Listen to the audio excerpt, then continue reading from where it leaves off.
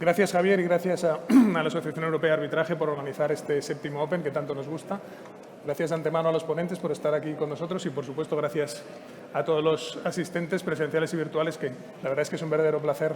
ver tantas caras juntas, amigas de nuevo. Como veis, vamos a hacer un pequeño paréntesis en la sostenibilidad, pero vamos a seguir tratando un tema de actualidad en el arbitraje. Lo ha anticipado Fede, arbitraje y jueces, un bien necesario, Tribunal Constitucional y Tribunal Superior de Justicia.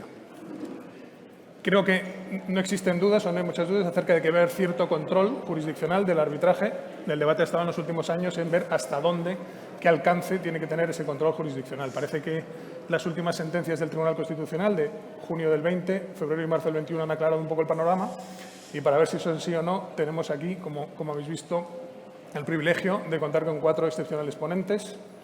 ni más ni menos que con Pascual Sala, que ha sido, entre otras muchas cosas, magistrado y presidente del Tribunal Supremo, magistrado y presidente del Tribunal Constitucional y actualmente socio de Raca Junyent.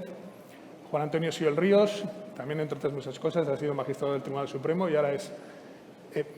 miembro de la Comisión General de Codificación y magistrado del Tribunal Constitucional. Celso Rodríguez, que ha sido juez de primera instancia, juez de instrucción, magistrado de la Audiencia Provincial de Madrid y actualmente es presidente del Tribunal Superior de Justicia de Madrid. Y Bernardo Cremades, abogado, árbitro, socio fundador de B. Cremades Asociados y, por qué no decirlo, maestro de maestros en el arbitraje nacional e internacional, o por lo menos uno de ellos. Como decía, no tenemos mucho tiempo, entonces creo que vamos a ir, lo mejor es que vayamos directamente al grano y os voy a pedir que en 5 minutos resumáis vuestras impresiones sobre cómo queda el panorama después de las sentencias del Tribunal Constitucional y si creéis que con estas últimas sentencias se ha zanjado el debate acerca del canon de control jurisdiccional sobre los laudos. Pascual, empezando contigo, por favor, dinos tus impresiones. Bien. Buenas tardes, señoras y señores. Es para mí motivo de particular satisfacción asistir y tomar parte en esta mesa redonda del Open 21 de arbitraje, sobre todo en un tema como es el arbitraje y la jurisdicción, árbitros y jueces, que son fundamentales para el desarrollo del arbitraje. Hay un principio básico en esta materia, que es el principio de intervención mínima de los jueces, del Poder Judicial, en el control precisamente de las decisiones arbitrales, porque una extensión de este control implicaría la desaparición del arbitraje por cuanto se constituiría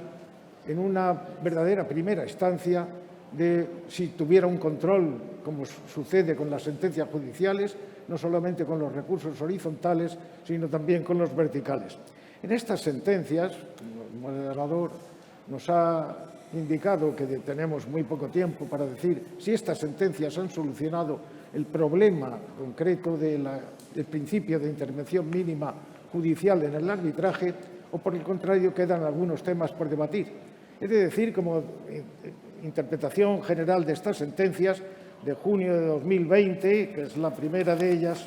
precisamente es la sentencia 46 de 2020 de 20 de junio y las ulteriores, que son las de febrero y marzo de 2021. La sentencia 17 del 2021, de 15 de febrero, también como la anterior, de la misma magistrada ponente y del Tribunal Constitucional, y las sentencias 55 y 65 de 2021, ambas del 15 de marzo, que vienen a reproducir y a añadir concretamente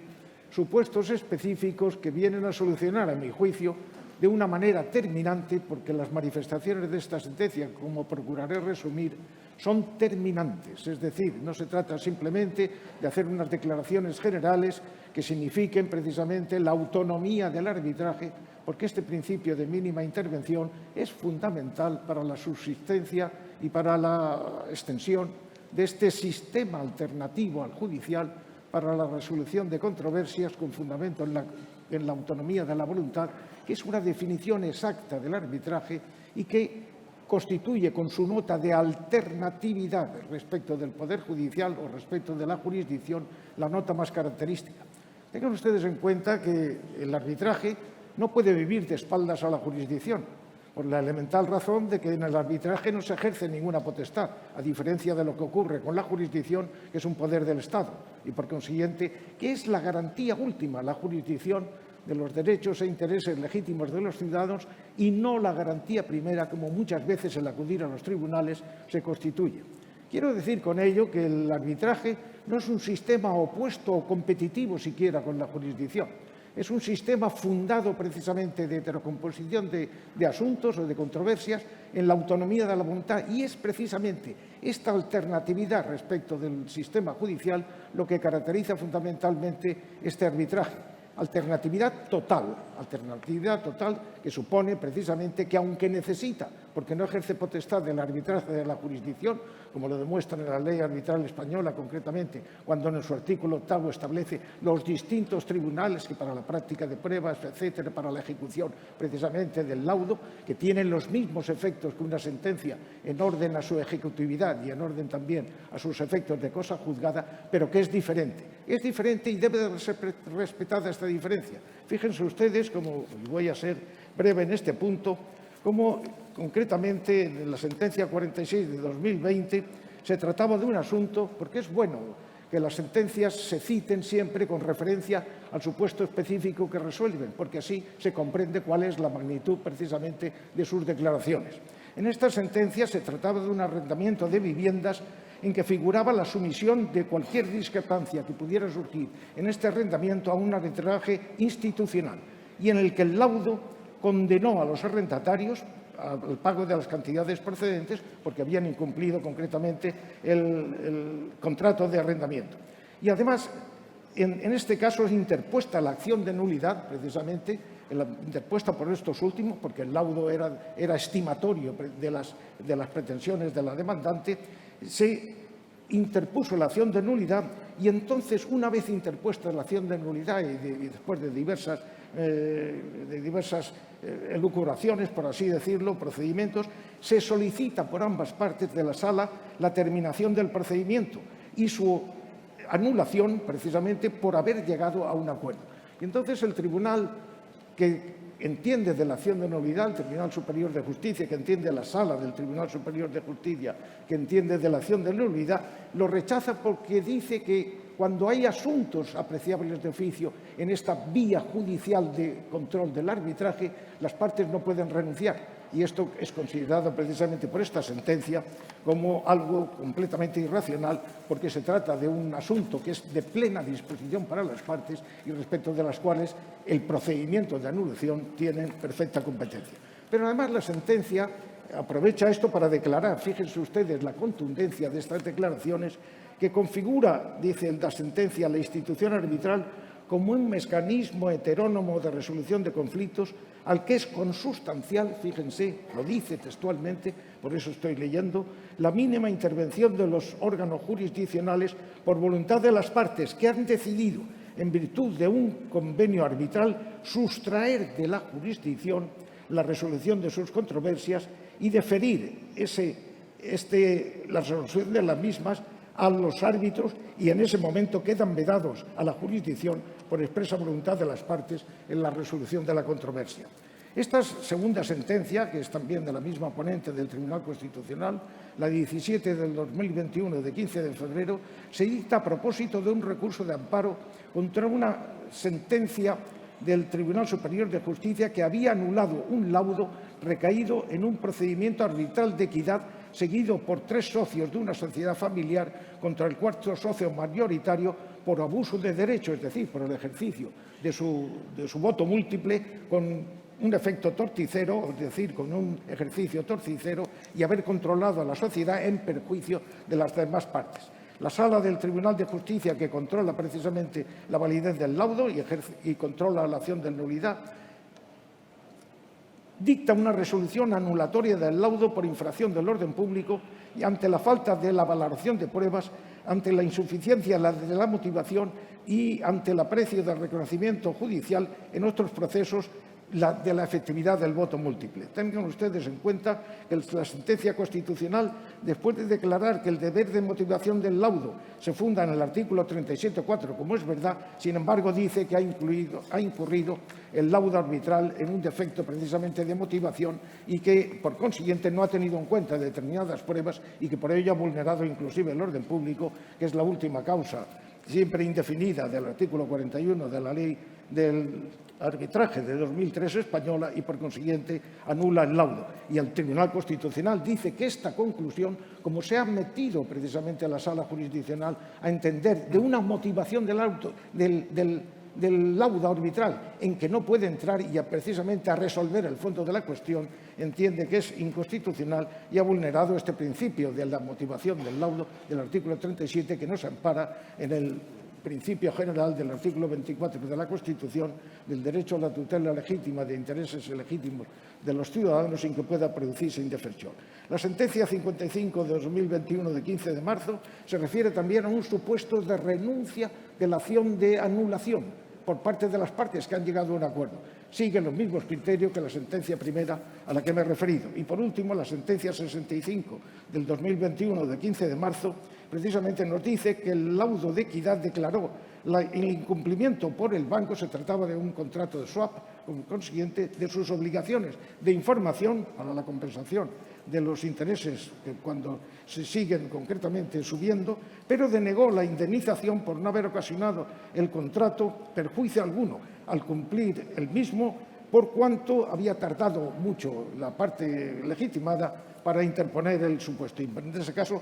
había incumplido, fíjense ustedes la contradicción en que incurre esta sentencia, mejor dicho, de anulación del laudo arbitral, había incurrido en vulneración de los deberes de información que un swap tiene respecto de las partes que en él intervienen y, sin embargo, debido al retraso fundamentalmente en el ejercicio de la acción de indemnización, la pretensión de las partes correspondientes, pues no había coasignado ningún perjuicio. Hay una contradicción y también recoge en este punto el Tribunal Constitucional principios tales como que no se puede entrar en la sentencia de anulación o en el control jurisdiccional del laudo en la motivación siempre que exista esta motivación y no sea irrazonable, del mismo modo que no se puede tampoco entrar en la valoración de la prueba y, por supuesto, en la resolución del fondo del asunto. Vean ustedes, por consiguiente, y termino, como el Tribunal Constitucional en estas 4 sentencias que recogen jurisprudencia anterior también del mismo tribunal en recursos de amparo, sin embargo, es contundente y también separa en este punto las facultades porque consagra la verdadera alternatividad del arbitraje respecto de la jurisdicción, que, como digo, no hay una oposición entre ambos, es por voluntad de las partes, en asuntos de plena disposición y respecto de los cuales las partes también pueden, por su sola voluntad, deferir a los árbitros, algo que en otro caso habría de llevar a los tribunales. Pero no hay una renuncia al derecho a la tutela judicial efectiva en términos generales, sino en relación a casos concretos y respecto de asuntos en que las partes tienen plena disponibilidad sobre la materia. Muchas gracias. Gracias, Pascual. Juan Antonio, ¿crees que se ha zanjado el debate? Señoras y señores, profesionales, amigos y amigas del arbitraje, yo partiría del principio de confianza en el arbitraje, que considero que no solamente es esencial para esta institución, sino que es básico para el mantenimiento del sistema jurídico, porque es uno de los principios que garantizan la eficacia de la autonomía de la voluntad, consagrada en el artículo 10 de la Constitución, específicamente en el ámbito del derecho privado y especialmente en el ámbito del derecho mercantil. La confianza en el arbitraje depende, evidentemente, de muchos factores. Depende de la eficacia de la actuación de los árbitros, de la rapidez, de la especialización, de la imparcialidad de los árbitros, del mantenimiento del principio de confidencialidad, pero también depende esencialmente del respeto al principio de mínima intervención judicial, que es esencial para preservar el alma contractual y de libertad que tiene el arbitraje. En este punto, el arbitraje está constantemente sometido a peligros. Recientemente, en los últimos años, hemos podido ver cómo, de vez en cuando, alguno de estos elementos peligrosos se desborda. Por ejemplo, el concepto de orden público, cuando se produce un desbordamiento de ese concepto. O bien cuando se produce un concepto reduccionista de la equidad en el arbitraje de equidad, porque pretende asimilarse a una interpretación jurídica de la cuestión. o bien cuando se trata de una exacerbación del concepto y de la noción de motivación del arbitraje. Recientemente a partir del año 2015 sobre todo, en algunos tribunales superiores de justicia, especialmente en una tendencia que se inició en el Tribunal Superior de Justicia de Madrid, hemos podido ver cómo se ha producido a veces un exceso, a mi juicio, en la aplicación de estos conceptos. Yo creo que el mantenimiento del principio de autonomía de la voluntad y la integridad de la institución del arbitraje exige salir al paso de estos excesos o de estos abusos que implican, de hecho, una defectuosa aplicación del principio de mínima intervención judicial. Y para ello es necesario probablemente tener en cuenta la forma de argumentación lógica que es la más moderna en el mundo jurídico, que parte de la tópica de la que se llama teoría estándar de la administración, la teoría estándar de la lógica jurídica o de la argumentación jurídica, que sobre todo rechaza el que se parta como dogmas de categorías generales y propugna que se examinen los conceptos que en cada momento deben ser aplicados en función de las circunstancias y los principios a los cuales debe darse eficacia. Por ejemplo, es peligrosísimo partir de un concepto de orden público de carácter absoluto y dogmático para justificar el ejercicio de la acción de nulidad y la base de esta acción, sino que el concepto de orden público debe interpretarse en función de los principios que rigen el arbitraje, y uno de ellos, importantísimo, es el de la mínima intervención judicial. El concepto de orden público se interpreta equivocadamente si conduce a la conclusión de que el tribunal, al resolver la acción de nulidad, puede entrar en el fondo del asunto. Y lo mismo sucede también, por ejemplo, con el concepto de motivación. El concepto de motivación no puede definirse con carácter general, no puede establecerse con categorías dogmáticas cuál es la motivación del arbitraje, sino que debe interpretarse con una interpretación tópica, con una interpretación lógica, en función de los principios que juegan en cada momento, teniendo en cuenta que el principio de motivación no puede asimilarse de manera absoluta al concepto de orden público, ni puede conducir tampoco a justificar que el órgano judicial al cual corresponde el ejercicio de la acción de nulidad o la resolución de la acción de nulidad entre a examinar el fondo del asunto, cosa que es perfectamente posible si se sigue una lógica puramente formal, positivo-formalista, es perfectamente posible porque es muy fácil argumentar al hilo de la entrada en la motivación, es fácil entrar en el fondo del asunto, pero esto debe rechazarse porque va en contra de la esencia del arbitraje. Mi compañero y amigo Pascual Sala ha expuesto las recientes sentencias del Tribunal Constitucional en la materia. Yo, por una parte, soy tan optimista como él, por otra parte, quizá no tanto. Soy tan optimista como él porque considero efectivamente que estas sentencias han sido muy importantes en tratar de reducir al arbitraje y el control del arbitraje, el control judicial del arbitraje a sus justos límites. Pero, sin embargo, yo creo que debemos ser conscientes que continúan los riesgos de excesiva intervención judicial en el arbitraje y que, por lo tanto, que tenemos que tener muy claros cuáles son los conceptos aplicables para conseguir que estos riesgos se conjuren.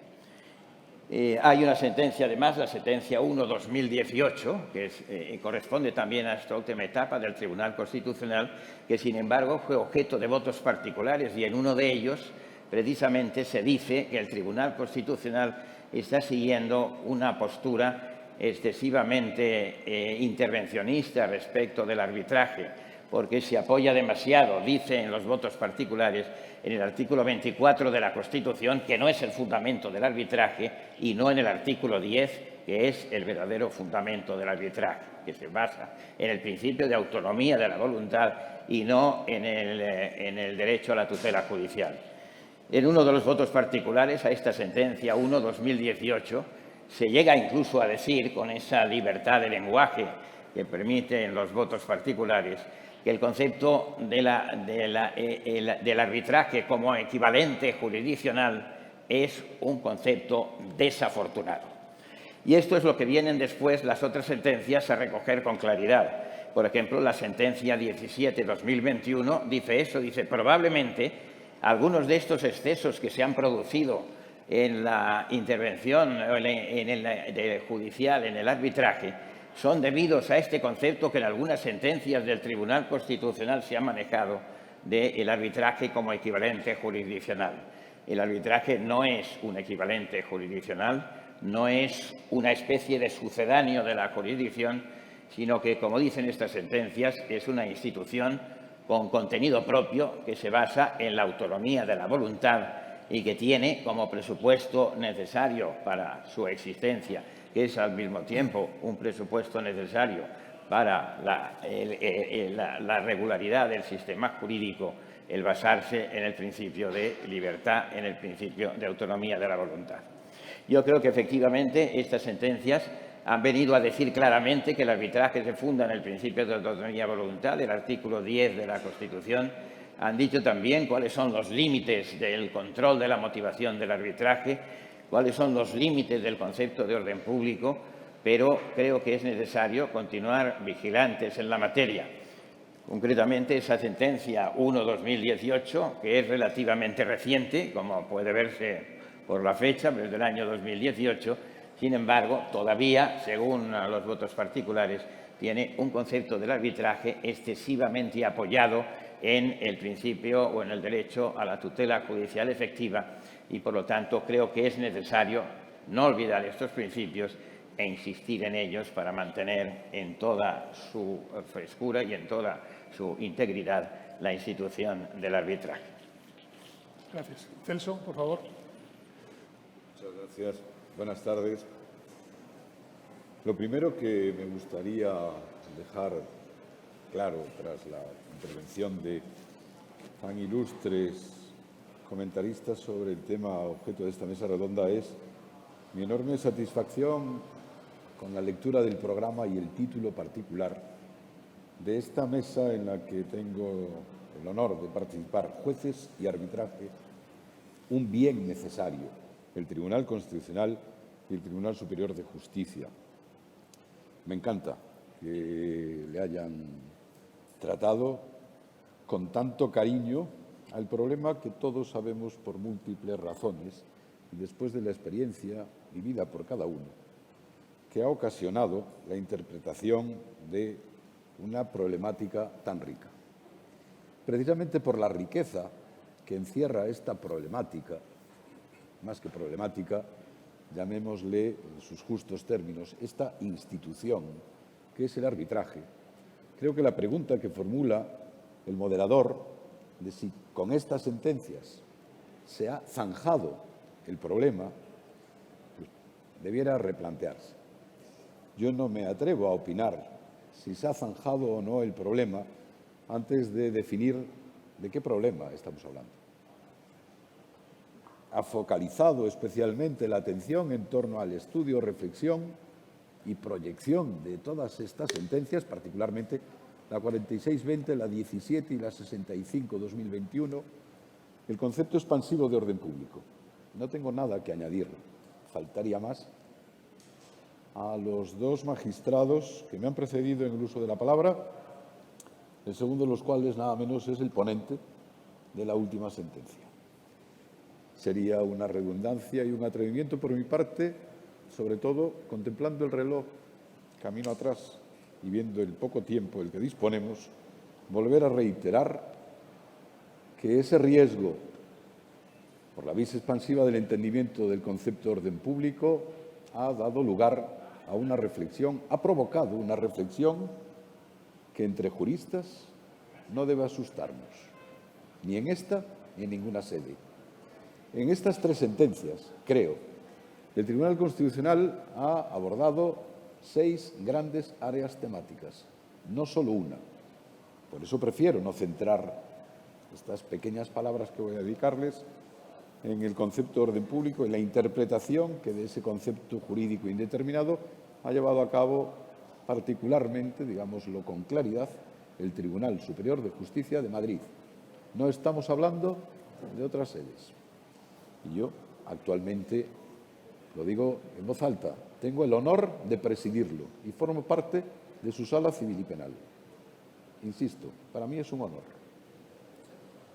Las 6 grandes áreas temáticas que abordan estas sentencias son, en mi humilde opinión, el poder dispositivo de las partes sobre las pretensiones subyacentes propias de la controversia, no del procedimiento de impugnación por nulidad de los laudos arbitrales. En segundo lugar, resaltan la especialidad extraordinaria y minimalista, podría decirse, de acuerdo con algún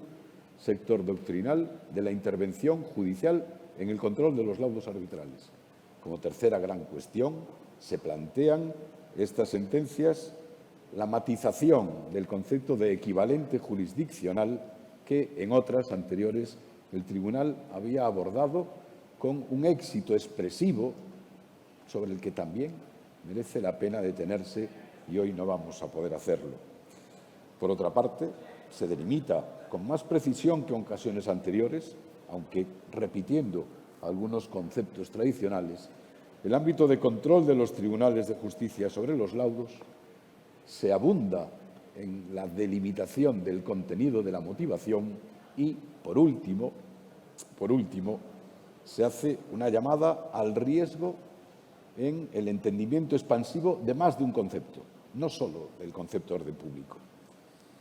Estos 6 bloques temáticos me parece que nos sitúan ante una problemática de tanta riqueza que no podemos renunciar a seguir debatiendo sobre ella en profundidad, en todos los foros participados que se nos ocurran. El arbitraje no se agota en 3 sentencias, como ustedes podrán comprender. Naturalmente que quedan muchos otros conceptos sobre los que ojalá sigamos reflexionando todos. No voy ahora mismo a tratar de avanzar ningún tipo de catálogo porque sería prolijo el número de materias que una institución tan rica puede provocar en adelante. Prueba de ello, no es una reflexión exclusivamente mía, son las más recientes publicaciones que proceden precisamente de la opinión de los profesionales del arbitraje. La más reciente, que yo conozco al menos, de hace muy poco, es un libro integrado por un buen elenco de profesionales y artículos donde se deja abierto, a raíz de estas 3 sentencias, el campo a la reflexión en títulos, por ejemplo, tan sugerentes como Una clara lanza en favor del arbitraje y algunas cuestiones por aclarar, o El aparente y esperado final, aparente, de una anomalía arbitral española. Hay otros suficientemente gráficos y todos ellos coinciden en esta delimitación contextual que quienes me han precedido en el uso de la palabra han expuesto. Yo finalizo, por no robar el tiempo, porque creo que además hay otra intervención prevista con posterioridad sobre la delimitación del concepto de equivalencia jurisdiccional a la luz de la jurisprudencia del Tribunal Constitucional, con una pregunta y una respuesta. Si es, no solo en la jurisprudencia del Tribunal Constitucional, sino también en la doctrina, en la comunidad jurídica, no solo en la arbitral, un principio común aceptado, sobre el que existe ya tal grado de consenso, el que encierra estos 6 grandes bloques temáticos en los que antes traté de resumir la doctrina que destilan estas sentencias en particular y, por lo tanto, siguiendo las palabras de parte de las expresiones de una sentencia, el resto lo ha completado don Pascual Sala, el principio de intervención mínima. Ya no solo sabemos que se aplica al derecho penal, también ahora mismo es la expresión extrapolable para el arbitraje. Si es tan claro que el concepto de orden público, entendido desde una vis expansiva, conduce al riesgo de aquilatar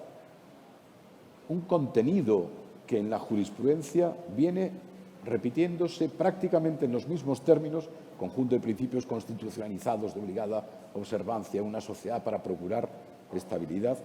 y todo eso nada menos que desde 1954. Es la primera vez que el Tribunal Supremo define el orden público prácticamente en los mismos términos que hoy, pese a los matices que se han introducido en la enunciación del concepto a raíz de la Constitución de 1978. Me parece muy atinada la puntualización que ha llevado a cabo don Juan Antonio Xiol a la hora de huir de una interpretación, de una aplicación, de un entendimiento categórico de determinados conceptos jurídicos, en particular el del orden público, para tratar de acomodarlo al caso concreto, como sucede prácticamente en todos los conceptos que debemos de manejar a la hora de afrontar una sentencia. Pero, insisto, si es tan común, tan asentada esta doctrina que pivota sobre este catálogo diferente de materias, si provoca tanto consenso, yo me pregunto, si todos de verdad nos la creemos, ¿por qué se registra en los tribunales superiores de justicia tan elevado número de demandas ejercitando la acción de nulidad, el 94% de las cuales invocan en uno o en varios motivos la palmaria vulneración del orden público? ¿O es que solo debemos de creérnoslo los jueces? Esta era la pregunta. No pretendo en absoluto obtener ninguna respuesta, pero yo voy a dar una respuesta a la pregunta que formuló el ponente para enmarcar este contexto. ¿Se ha zanjado el debate? Pues me parece que desde el punto de vista de un juez, la cuestión no es opinable. La cuestión tiene respuesta desde hace muchísimos años. Figura en el artículo 5 de la Ley Orgánica del Poder Judicial, que dice que la Constitución es la norma suprema del ordenamiento jurídico y vincula a todos los jueces y tribunales, quienes interpretarán y aplicarán las leyes y los reglamentos según los preceptos y principios constitucionales, conforme a la interpretación de los mismos que resulte de las resoluciones dictadas por el Tribunal Constitucional en todo tipo de procesos. Es la única mención que existe en nuestro ordenamiento jurídico español a la fuerza vinculante de la jurisprudencia, así como la del Tribunal Supremo la tiene en la práctica, pero no en un sistema constitucional reconocido dentro de las fuentes del derecho. La del Tribunal Constitucional sí tiene otra proyección imperativa y, por lo tanto, insisto, la pregunta no admite una respuesta en clave de opinión, solo admite, en mi personal opinión, una respuesta que viene dada nada menos que de un parámetro legal. Muchísimas gracias. Gracias, Celso. Lamento Bernardo, el tiempo es tuyo. Muchas gracias, moderador. En primer lugar, quisiera felicitar a los organizadores de este evento. El Open se ha consolidado efectivamente como el núcleo donde nos reunimos la gente interesada en el arbitraje anualmente y, además, con una gran creatividad. Y le felicito sobre todo por haber reunido este extraordinario panel en el cual vemos los grandes magistrados que se someten a la opinión pública sobre determinadas conductas, actividades, decisiones, y yo creo que esto es muy sano. Es decir, que creo que hay que hacerse la idea de que la crítica puede ser positiva y debe ser, además, bienvenida. Y, además, me alegra mucho que esté con nosotros, entre otras grandes autoridades, Juan Antonio Xiol. Él ha citado la opinión disidente de hace algunos años en el Tribunal Constitucional, pero por la humildad que le caracteriza, ha omitido decir que él fue el autor de esa opinión disidente. Esa opinión disidente es la que ha abierto brecha dentro de la doctrina jurisprudencial del Tribunal Constitucional, con todo además, gran humildad, que es que el propio tribunal, en las sentencias recientes, cuestiona ese equivalente jurisdiccional. Es decir, viene a decir, nosotros sacamos este término y lo pusimos en la palestra, pero resulta que se han excedido en la interpretación que se ha hecho de este término. Y tenemos que salir con humildad a decir que no nos equivocamos en aquel entonces, pero hoy tenemos que rectificar. Y yo creo que esto es, además, una gran virtud del Tribunal Constitucional, que admite estas circunstancias, porque no es normal que un tribunal, y mucho menos un tribunal constitucional, admita que se han producido errores en torno a una interpretación de lo que se ha dicho en sentencias como el caso. Yo creo que es muy interesante esta conversación que estamos teniendo, pero escuchando a nuestros magistrados, nuestros altos magistrados, donde incluso Juan Antonio Xiol ha introducido el concepto de la intervención mínima judicial como un principio general del derecho del arbitraje. Esto es un tema muy importante porque, efectivamente, esa incardinación como principio, en definitiva, como fuente del derecho, es un tema importantísimo. Ahora bien, el abogado que os escucha a veces tiene un poco la duda de si os movéis en un plano abstracto y nosotros quizá vamos al plano más concreto. Voy a poner dos ejemplos muy recientes de resoluciones judiciales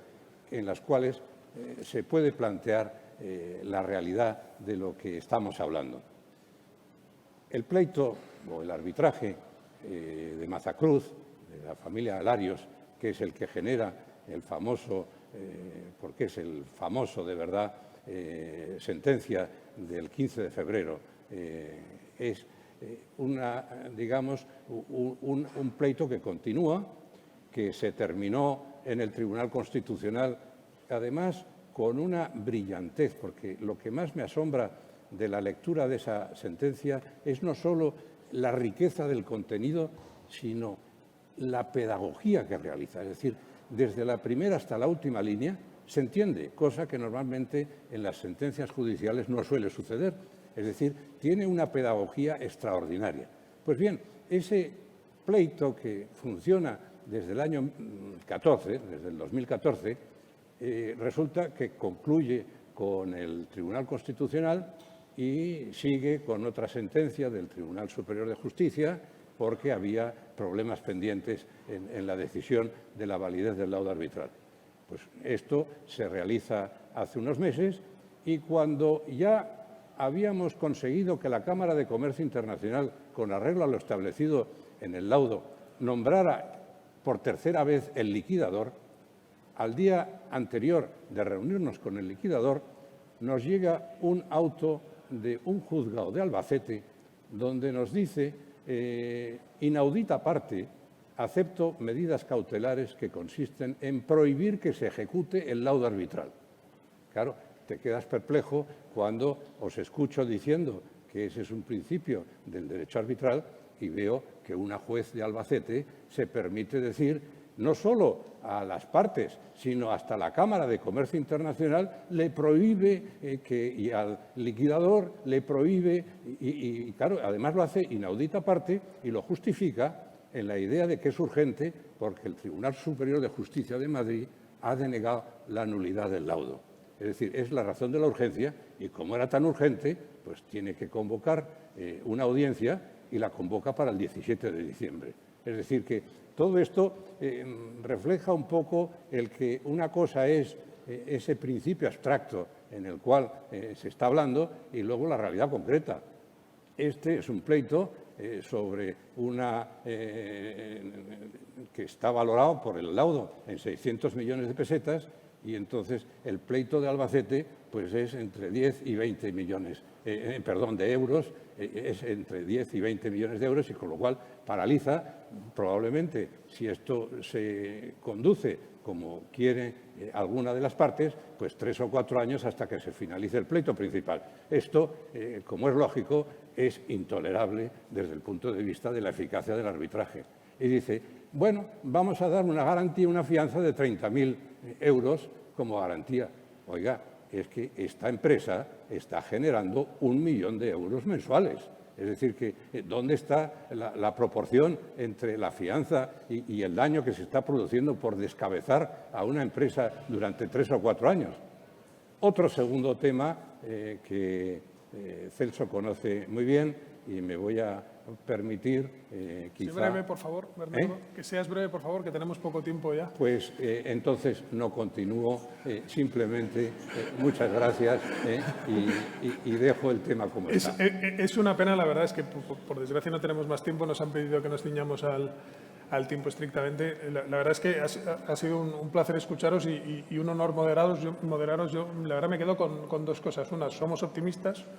como han dicho Juan Antonio y Pascual, y me ha gustado mucho también que el arbitraje no se agota con 3 sentencias. Yo creo que eso es un buen punto también. Así que muchas gracias a todos por venir, gracias por escuchar. Hasta otra.